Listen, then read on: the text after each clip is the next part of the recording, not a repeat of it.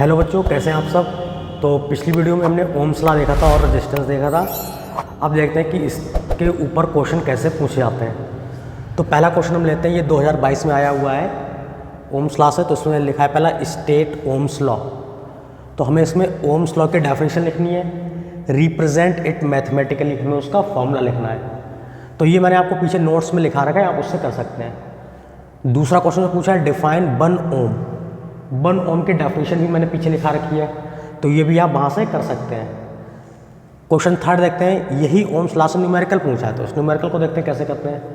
तो न्यूमेरिकल करने के लिए पहले हमें याद होना चाहिए ओम्स लॉ का फॉर्मूला V = IR। अब देखते हैं इसमें क्या गिवन है, what is resistance of conductor, मतलब रेजिस्टेंस पूछ रहा है, तो हमें इसमें R निकालना है। तो R हमें कैलकुलेट करना है। Of a conductor through which current, यहाँ पे करंट लिखा है, करंट को हम I से रिप्रेजेंट करते हैं, मतलब I गिवन है 0.5 ampere flow through when a potential difference 2 volt is applied. मतलब जब हम पोटेंशियल डिफरेंस कितना अप्लाई करते हैं, 2 वोल्ट अप्लाई करते हैं, 2 वोल्ट। तो हमें रेजिस्टेंस निकाला, तो ओम्स लॉ का फॉर्मूला लिखेंगे V = IR। V की वैल्यू है 2 वोल्ट और I कितना है यहाँ पे 0.5 एम्पियर।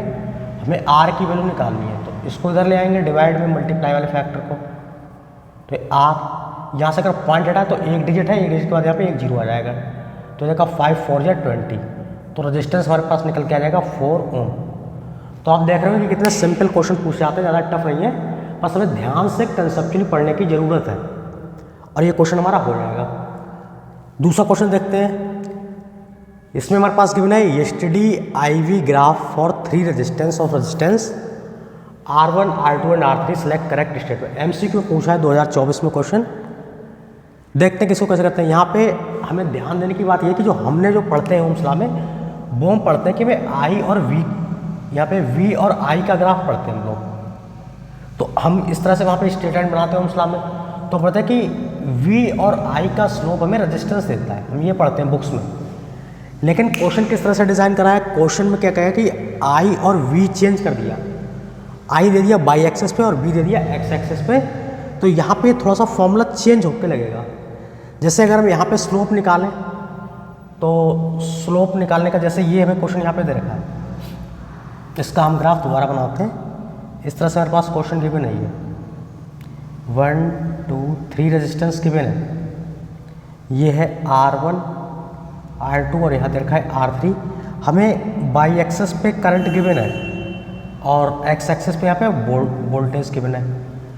तो अगर यहाँ पे हम देखें तो I और V की वैल्यू जो होगी हमारे पास, I/V निकालेंगे हम स्लोप, तो ये तो 1/R के इक्वल आएगा, ये रेजिस्टेंस के तो इक्वल नहीं आएगा। तो रेजिस्टेंस को कैसे निकालना है, इसी फॉर्मूले को हम थोड़ा सा मॉडिफाई करते हैं। ये बन जाएगा यहाँ पे R = V/I। तो यहाँ पे हम देखेंगे कि मैथमेटिकली अगर देखें स्लोप के लिए, कि जिसके लिए V की वैल्यू ज़्यादा होगी उसके लिए यहाँ पे रेजिस्टेंस ज़्यादा आएगा निकल के। फिर देखते हैं कि मैथमेटिकली अगर हम देखना चाहें स्लोप की वैल्यू, जिसके लिए न्यूमरेटर की वैल्यू ज़्यादा होगी, मतलब V की वैल्यू ज़्यादा होगी, उसके लिए रेजिस्टेंस की वैल्यू ज़्यादा होगी। तो अगर हम यहाँ पे देखना चाहें कि जैसे ये V है और ये है I, तो आप सिंपल कहिए, जैसे हम ग्राफ बनाते हैं तो ग्राफ में वैसे पॉइंट प्लॉट करते थे 0 1 2 3 4। तो आप इन्हीं पॉइंट से देखिए, जैसे अगर हम V की वैल्यू इस R3 के लिए देखें तो लगभग ये 4 के पास आएगा, इसके R2 के लिए तो देखें ये 3 के पास आएगा, और यहाँ पे R1 के लिए V की वैल्यू लगभग 2 के पास आएगी। तो हम देख रहे हैं कि जिसके लिए V की वैल्यू ज़्यादा उसका रेजिस्टेंस ज़्यादा, तो यानी कि V की वैल्यू ज़्यादा आ रही है हमारे पास R3 के लिए, तो R3 का रेजिस्टेंस ज़्यादा हो जाएगा, उससे हो जाएगा R2 का, उससे कम हो जाएगा R1 का। तो इसमें हम करेक्ट सीक्वेंस देखें तो ये बनेगा हमारे पास R3 > R2 > R1। तो हमें इस तरह से यहाँ पे देखना है, तो करेक्ट सीक्वेंस इसका ये हो जाएगा।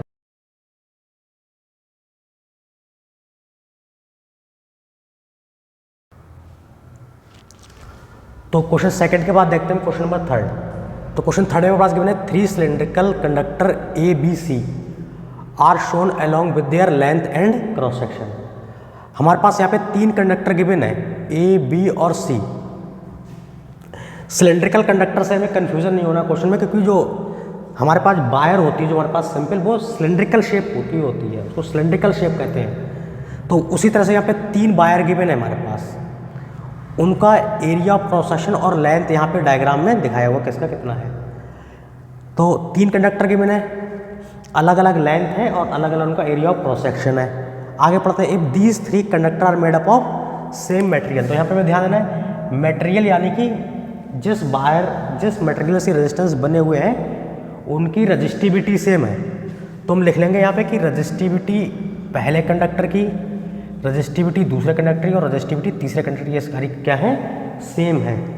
तो सेम को कोई वैल्यू आप मान लें कि मान लो सभी ये रो के इक्वल है। तो क्वेश्चन पूछ रहा है R A upon R B. तो हमें करना है सिंपल क्वेश्चन है, फार्मूला बेस। कैसे करते हैं इसको, जैसे अगर हम कंडक्टर ए के लिए करें कि फॉर कंडक्टर ए,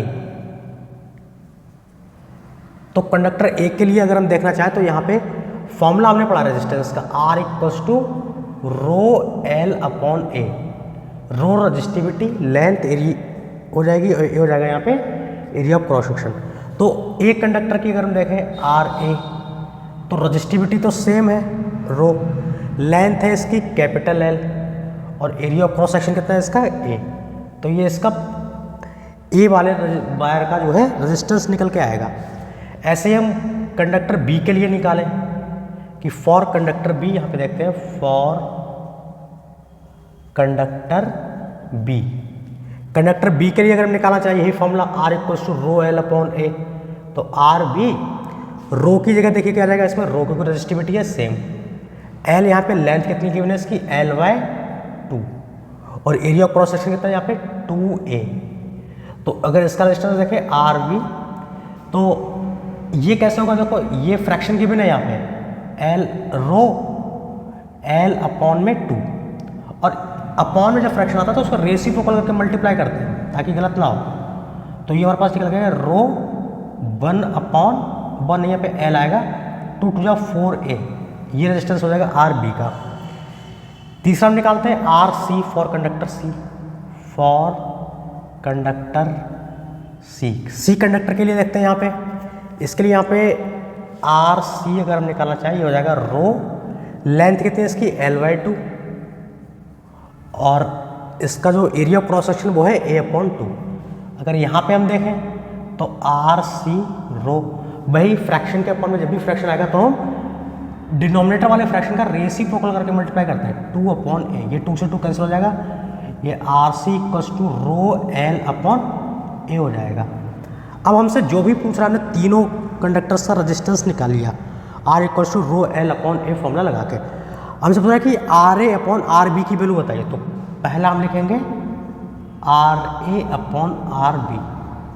तो आर ए की वैल्यू है यहाँ पे rho L upon A, divide हमें करना है आर बी लिखा है तो आर बी का रेजिस्टेंस मेरे पास निकल गया था रो एल अपॉन में 4a।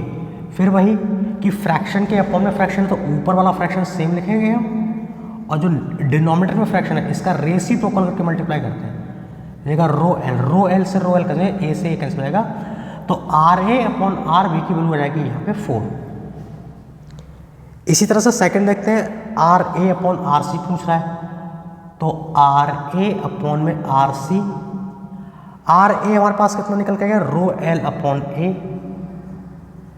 और आर सी की वैल्यू कितनी है रो एल अपॉन ए। ये यहाँ पे अगर हम रेसिप्रोकल करा के मल्टीप्लाई कराएंगे तब भी ये सारा कैंसिल हो जाएगा, तो इस डिनोमिनेटर से डिनोमिनेटर कैंसिल हो जाएगा, यहाँ पे आ जाएगा 1। तो इस तरह से हमें क्वेश्चंस करने हैं। कुछ क्वेश्चन डायरेक्ट पूछे जाते हैं तो हम वो अपने नोट से कर सकते हैं, कुछ क्वेश्चन हमारे पास मतलब कि न्यूमेरिकल टाइप में थोड़े कंसेप्चुअल टाइप के पूछाते हैं तो वो हमें कंसेप्चुअली अंडरस्टैंडिंग से पढ़ने हैं। तो जो भी टॉपिक्स आप पढ़ें तो उसको पूरा कंसेप्चुअली अंडरस्टैंडिंग से पढ़ें ताकि कोई हमारा क्वेश्चन छूटे ना।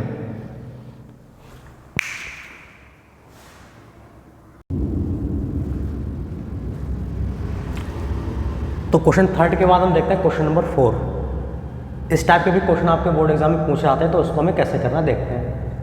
ये लिखा है 10 ohm resistance wire is double up by folding, मतलब एक रेजिस्टेंस है 10 ओम का। तो सबसे पहले हम लिख लेंगे कि इनिशियली जो रेजिस्टेंस था फॉर्मूला हमारा वो था R equals to rho L upon ए।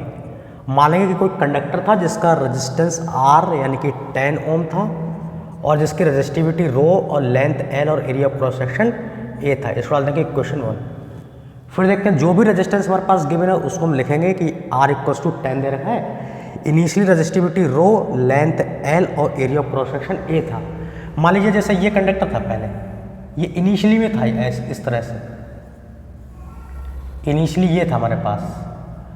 अब इसकी लेंथ थी हमारे पास L और एरिया ऑफ क्रॉस सेक्शन था A। अब ये कह रहे हैं कि इसको डबल अप बाय फोल्डिंग, मतलब ये जैसे इस तरह से कंडक्टर हमारे पास, इसको फोल्ड करके डबल कर दिया गया, कुछ इस तरह से ही हो जाएगा, इस तरह से हमारे पास मुड़ जाएगा ये। अगर डायग्राम को सही से बनाना चाहे तो ये इस तरह से मुड़ जाएगा हमारे पास, इस तरह से ये मुड़ के डबल कर दिया गया। तो जब हम डबल करेंगे तो इसका नया रेजिस्टेंस क्या हो जाएगा, हमें ये बताना है। तो किस तरह से निकालते हैं इस कॉन्सेप्ट को, जब भी कभी भी ऐसे क्वेश्चन है कि इसको डबल करा जा रहा है कि लेंथ हाफ की जा रही है, लेंथ ट्रिपल की जा रही है, तो मान लीजिए जिस फैक्टर को हम चेंज कर रहे हैं, जैसे लेंथ को यहाँ पे इसकी लेंथ हाफ हो गई यहाँ पे मुड़ने पे, तो दूसरे फैक्टर मतलब एरिया ऑफ क्रॉस सेक्शन पे क्या इफेक्ट पड़ेगा हमें वो इसमें निकालना है। तो जैसे तो नया फैक्टर निकालने के लिए हम यहाँ पे वॉल्यूम कंजर्वेशन का यूज़ करते हैं कि पहले यहाँ पे था इसका वॉल्यूम अगर हम निकाला जाए तो एरिया इंटू लेंथ होगा, एरिया इंटू लेंथ। तो नया एरिया इसका क्या हो जाएगा, एरिया इसका ए डैश और एल डैश मान लीजिए। तो हम देख रहे हैं कि यहाँ पे पहले था एरिया इंटू लेंथ, जब इस वायर को हमने डबल करा मोड़ करके तो हम देखेंगे कि इसकी लेंथ पहले एल थी, मान लीजिए इसको यहाँ से मोड़ के डबल कर दिया गया तो इसकी लेंथ कितनी हो जाएगी, हाफ हो जाएगी, L/2। तो इसका एरिया देखें हम कितना हो जाएगा, तो L से L कैंसिल हो जाएगा तो ये 2 इधर आ जाएगा, तो जो एरिया होगा वो हमारे पास डबल हो जाएगा। फिर इस बात को समझते हैं, जब भी ऐसे क्वेश्चन आए कि इसको लेंथ वायर को फोल्ड अप करके डबल कर दिया है या area of cross section half हो गया है, तो उसमें हमें वॉल्यूम कंजर्वेशन से निकालना है। लेंथ चेंज हो रही है तो एरिया निकालें, एरिया चेंज करने को कहता है वो हमेशा नई लेंथ निकालें।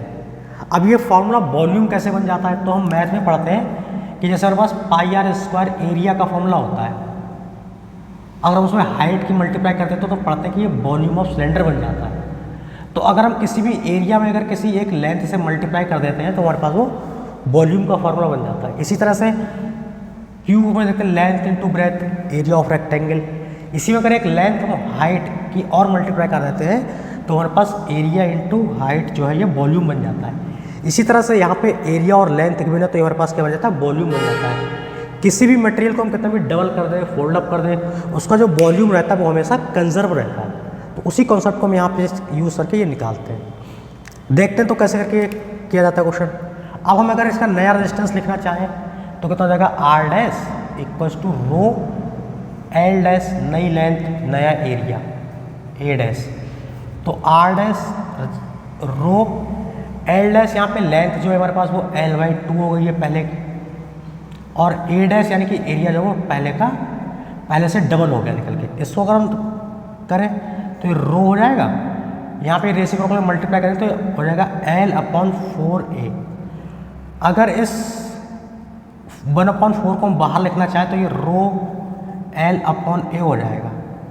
रो L/A अगर इक्वेशन 1 से हम वैल्यू देखें, ये 10 है हमारे पास, तो हो जाएगा 10/4 और उसको डिवाइडेड 2 × 4 2 5 जा 10 तो हो जाएगा 2.5 ओम। मतलब जो हमारे पास नया रेजिस्टेंस है वो 2.5 ओम हो जाएगा।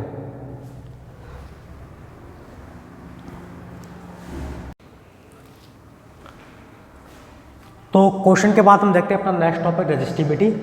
तो रेजिस्टिविटी को हम पहले समझते हैं क्या होता है हमारे पास। तो रेजिस्टिविटी समझने के लिए हमने जैसे कोई कंडक्टर लिया जिसकी लेंथ हमने मान ली 1 मीटर और जिसका एरिया ऑफ क्रॉस सेक्शन है 1 मीटर स्क्वायर। तो अगर जैसे फॉर्मूला लिखा है रो इक्वल्स टू RA/L, अगर हम इसमें एरिया की जगह 1 पुट कर दें और लेंथ की जगह 1 पुट कर दें तो हमारे पास निकल के आएगा R इक्वल्स टू रो। तो हम कहेंगे कि किसी भी मटेरियल की जो रेजिस्टिविटी होती है वो एक स्पेसिफिक प्रॉपर्टी होती है। स्पेसिफिक प्रॉपर्टी क्या, कि उसकी लेंथ 1 मीटर होनी चाहिए और area of cross section 1 metre square ही होना चाहिए। तब उसका जो भी रेजिस्टेंस निकल के आता है उसी को हम क्या कह देते हैं, रेजिस्टिविटी कह देते हैं। फिर समझते हैं एक बार, किसी भी मटेरियल की लेंथ अगर 1 मीटर है और एरिया ऑफ क्रॉस सेक्शन है 1 मीटर स्क्वायर, तो उसका जो भी रेजिस्टेंस निकल के आता है तो उसको हम रेजिस्टिविटी कह देते हैं। तो हम कह सकते हैं कि रेजिस्टेंस ही इस रेजिस्टिविटी है। तो जो हमारे पास रेजिस्टिविटी होती है उसको एक नाम दे दिया जाता है जिसको हम स्पेसिफिक रेजिस्टेंस कहते हैं। तो जैसे जैसे हम जैसे मान लीजिए एल्यूमिनियम का वायर लेंगे 1 मीटर लेंथ 1 मीटर स्क्वायर का, तो उसकी रेजिस्टेंस कुछ और निकल जाएगा, तो उसकी रेजिस्टिविटी कुछ और होगी। कॉपर का हम वायर लेते हैं 1 मीटर और 1 मीटर स्क्वायर इसका एरिया क्रॉस सेक्शन हो, तो उसका रेजिस्टेंस कुछ और निकल जाएगा, तो उसकी रेजिस्टिविटी कुछ और होगी। तो हम कह सकते हैं कि जो रेजिस्टिविटी होती है वो हमारी मटेरियल पर डिपेंड करती है। किस पर डिपेंड करती है? मटेरियल पर डिपेंड करती है, ना कि उसकी लेंथ पे और एरिया ऑफ क्रॉस सेक्शन पे डिपेंड करेगी। तो आइए समझते हैं इसको हम फिर। तो यही से इसकी डेफिनेशन बनती है हमारे पास रेजिस्टिविटी की, कि the resistivity of a substance is numerically equal to resistance of conductor of that substance which is 1 metre long and 1 square metre in cross section. कि रेजिस्टिविटी को हम कहते हैं कि जिसका area of cross section 1 metre square हो और length 1 metre हो, तब उसका जो भी रेजिस्टेंस निकल के आएगा वो हमारा रेजिस्टिविटी कहलाएगा।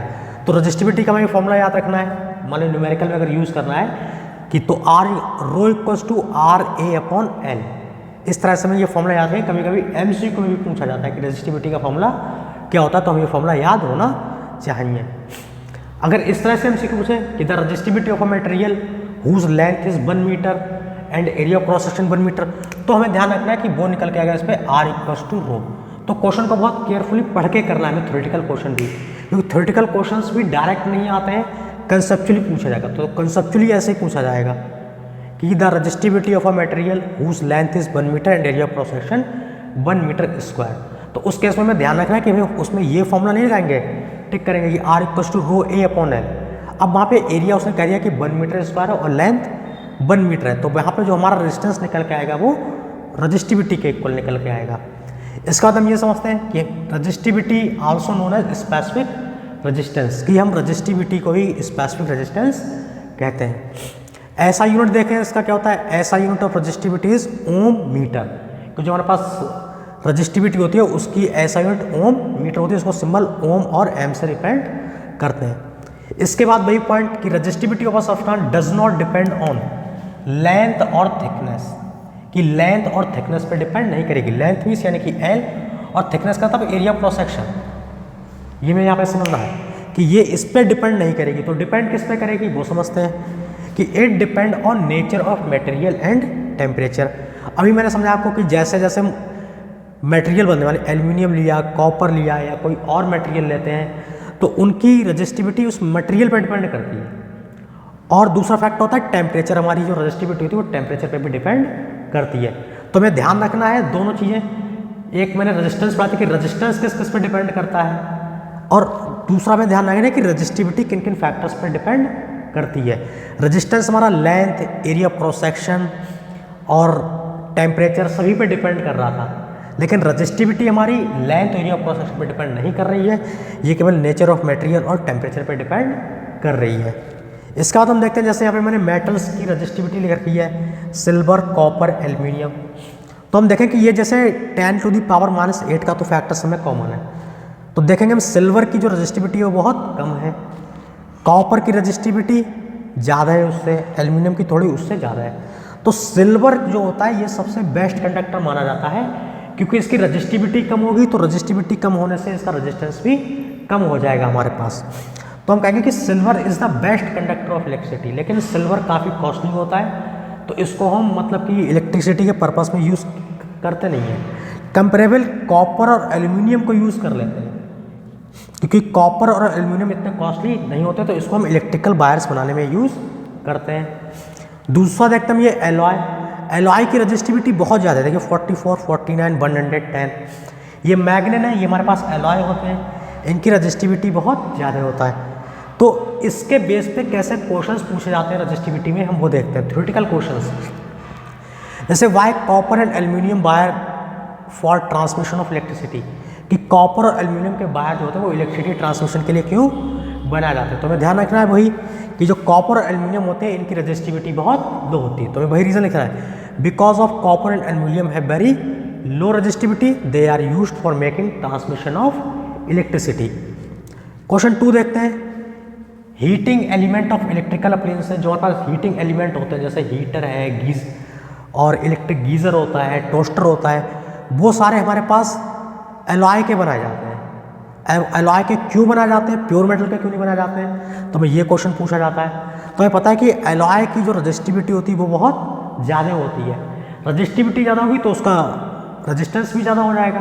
तो जब रजिस्टिविटी ज़्यादा होगी और रजिस्टेंस ज़्यादा होगा तो उसमें जब इलेक्ट्रिक करंट पास कराएंगे तब वो हीटिंग इफेक्ट प्रोड्यूस करेगा, और वही हीटिंग इफेक्ट का हमें वहाँ पे डिवाइस में यूज़ होता है। तो पढ़ते हैं, resistivity of alloy much higher than of pure metal, की जो रजिस्टिविटी होती है हमारे पास एलॉय की वो प्योर मेटल से ज़्यादा होती है, जिसकी वजह से जो एलॉय होते हैं वो बहुत सारी हीट प्रोड्यूस करते हैं। दूसरा रीज़न यहाँ पे एलॉय का ये होता है कि जब ये हीट करते हैं तो हीट के साथ ये ऑक्सीडेशन नहीं करते, मतलब ऑक्सीजन से रिएक्शन ना करके ब्रेक नहीं होते, ना ही बर्न होते, तो ये क्या करते हैं वहाँ पे कंटिन्यूस हमारे पास हीट प्रोड्यूस करते रहते हैं। तो ये हमने यहाँ पे एलॉय का पढ़ा है।